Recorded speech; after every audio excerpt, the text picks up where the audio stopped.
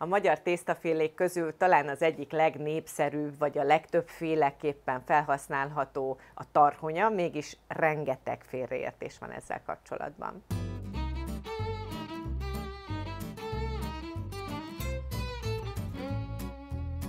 Hajdanán a bolti tarhonyát sörétnek hívtuk, igazán nem tarhonya az a bolti tarhonya, a gépi tarhonya, mert az a lényege, hogy jó rusztikus, érdes a felülete, tehát rengeteg szaft tud rá tapadni. Ugye a bolti tarhonya, ez a sörét, ez viszont nagyon sima, ilyen kis csúszós darabkák. Nem csodálom, ha azt valaki nem szerette. Nos, akkor nézzük, hogy készül klasszikusan a házi tarhonya. Itt van 1 kg liszt, és az 1 kg liszthez, hogyha kemény tésztát gyúrunk, akkor ugye 10 tojást adunk, 10 m-es tojást, tehát 10 deka liszt, 1 tojás, ezt így szoktuk összegyúrni, akkor lesz egy jó, erős, gyönyörű tésztánk.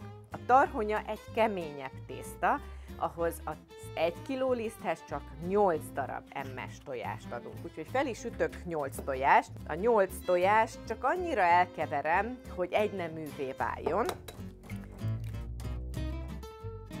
Ami nagyon fontos kellék, az egy fa teknő. Természetesen, amikor összefogtak az asszonyok és nagy mennyiséget készítettek, akkor a kenyértagasztó teknőben dolgoztak. Nekünk manapság elég egy ekkora fateknő, és azért kell a fateknő, mert ennek picit érdes a felülete. Tehát egy kerámiatál, egy melence nem lenne jó ehhez, mert nem tudjuk hozzá dörzsölni a falához a tésztát. A teknő egyik oldalába berakom a finom lisztet, amit elkeverek egy evőkanálnyi sóval, tehát az egy ilyen fél marok. A tojást, ahogy mondtam, egyneművé kavarom.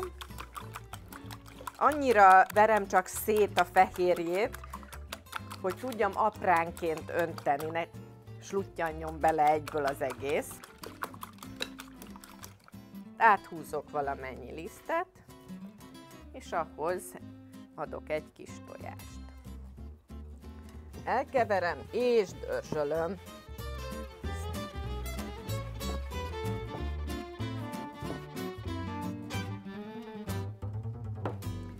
És ezt addig csinálom, amíg az egész lisztünk és tojásunk el nem fogyott, és gyönyörű kis galacsinok nem lesznek belőle. Innen kezdve csak türelemjáték.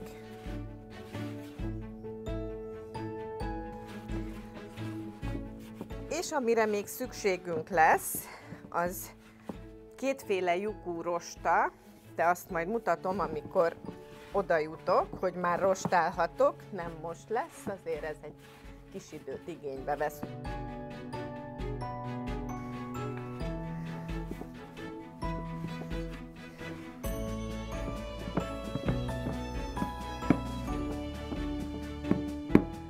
Most itt a tetején már van egy adag, ami összeállt jobban, úgyhogy azt ide kihúzom a szélére.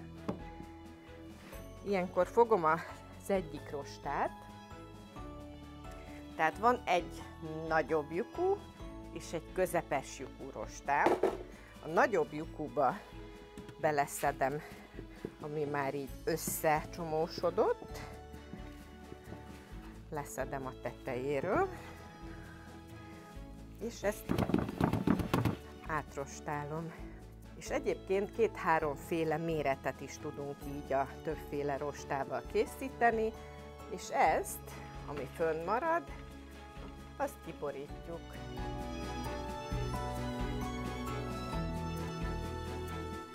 Amikor már így a nagyobbakból van elég, akkor jöhet a közepes, ami szerintem lecsóhoz a legjobb.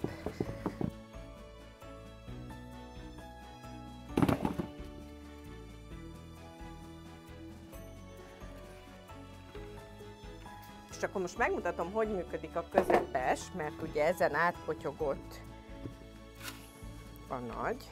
Akkor ami lepotyogott, azt a tetejét szedem föl a közepesbe, és ilyen gyönyörű. Ide teszem mellé, hogy lássuk a különbséget.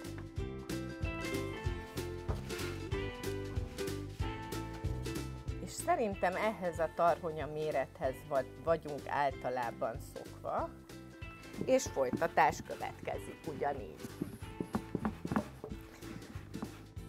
Amikor a teknőből az összes elfogyott, mindent átrostáltuk, ledörzsöltük, méret szerint szelektáltuk, akkor egy tiszta abroszra kiterítjük, és ugyanúgy megszárítjuk, mint a száraz tésztát. Persze egy adagot frissen főzzünk valamihez, mert ez ilyenkor zseniális, akár csak a friss tészta, a többi, és akkor egy pár hónapra, attól függ, hogy ki mennyit fogyaszt belőle, az 1 kilónyi lisztből készült tarhonya elég lesz.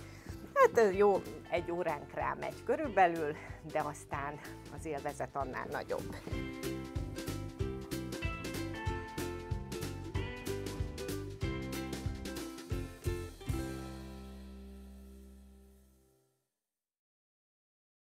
Borbás Marcsi minden könyve a www.1.shop.hu oldalról rendelhető.